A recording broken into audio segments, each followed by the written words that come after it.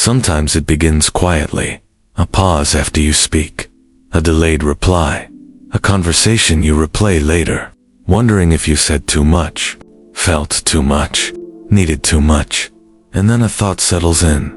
Maybe I'm too much for people, too emotional, too sensitive, too intense, too needy. No one may have ever said it aloud, but the feeling lingers anyway. So you begin to shrink. You soften your reactions before they fully arrive. You edit your words mid-thought. You laugh things off that actually mattered. You apologize for simply existing. Imagine standing in a softly lit room, holding something fragile yet precious. You want to show it, but hesitate, not because it isn't beautiful, but because you fear it might overwhelm the space, afraid it will be rejected, afraid it will be too heavy for someone else to hold. This is what it often feels like to live with the belief that you are too much. It doesn't appear out of nowhere. It grows from small, repeated moments, a time your excitement wasn't mirrored, a time your sadness made someone uncomfortable, a time you were told, directly or subtly, to calm down, to be quieter, to be less. Gradually, your nervous system learns a quiet rule. Connection feels safer when I take up less space, so you adapt. You scan faces for irritation. You measure your emotions before letting them out. You become highly skilled at reading the room, and less practiced at listening to yourself. Feeling like you're too much isn't weakness, it's intelligence shaped by experience.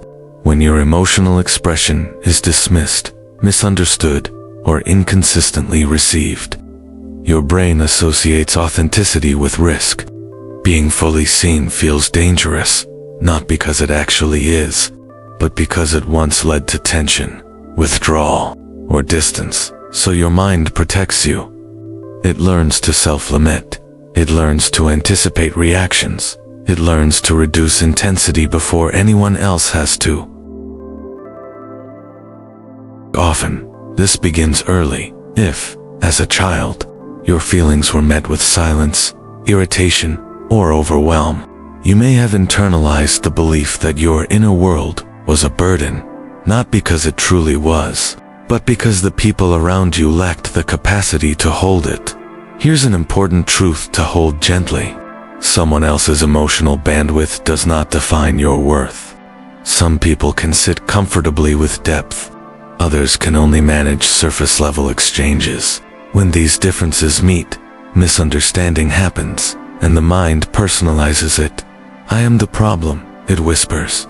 I care too deeply. I feel more than I should. But what if the issue isn't that you're too much? What if you were simply taught that depth is inconvenient? Those who feel too much often notice subtleties others miss. They sense emotional undercurrents. Their inner world is rich. In the right environment, this becomes empathy, creativity, and meaningful connection. In the wrong one, it becomes self-doubt. When you shrink to fit others, a quiet paradox emerges. The more you hide yourself to maintain connection, the less connected you feel. Your nervous system senses the gap between who you are and who you present. That gap creates tension, anxiety, and a subtle grief for the self that never gets to exist fully.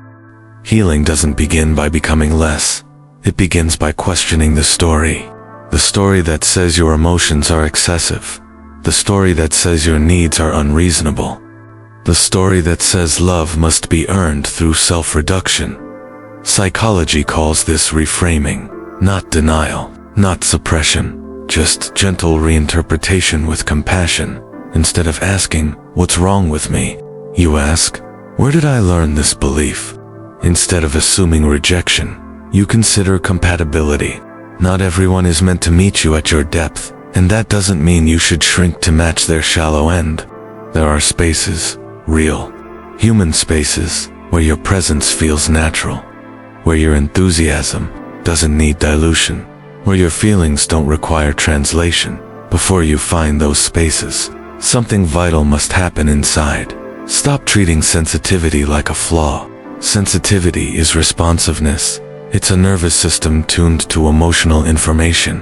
When supported, it leads to insight, compassion, and connection. The lesson is quiet, but powerful. You were never meant to be digestible to everyone. Your job is not to be smaller. It's to be honest, first with yourself. This doesn't mean forcing vulnerability into unsafe spaces. It means allowing yourself to take up space where it feels steady, noticing who listens without rushing, who doesn't flinch at your depth, who doesn't make you feel like you need to apologize for existing. And just as importantly, it means offering yourself the acceptance you've sought externally.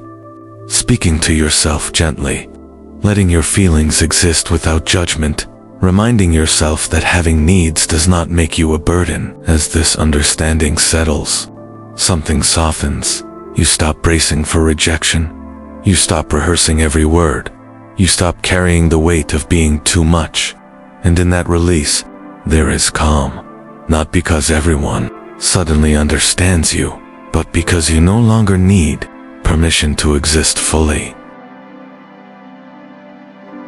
You are not too much. You are simply more than some people were prepared to hold, and that was never your fault. So, let yourself breathe into who you are. Take up space gently, honestly, without apology. The right connections won't ask you to disappear.